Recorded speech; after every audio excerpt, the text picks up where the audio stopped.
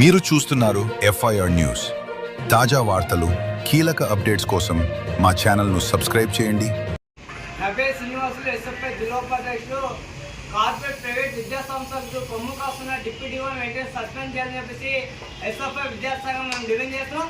ప్రధానంగా ఆవేదనపట్నంలో academic start కాకముందే విచ్చలవిడిగా ముందస్తు అడ్మిషన్ వేస్తుంటే ఈరోజు విద్యాశాఖ అధికారులు నిద్రపోతున్నారు తప్ప ఆ స్కూల్ పైన చర్యలు తీసుకోలేని పరిస్థితి మనకు కనబడుతుంది. కాబట్టి తక్షణమే ఈరోజు జిల్లా విద్యాశాఖ అధికారులు స్పందించి డిప్యూటీ పైన విచారణ చేపట్టి ఆయనపై చర్యలు తీసుకోవాలని చెప్పేసి డిమాండ్ చేస్తాం. అదేవిధంగా ఈరోజు డిప్యూటీ గారు కార్యాలయంలో ఎప్పుడూ లేని పరిస్థితి మనకు కనబడుతుంది.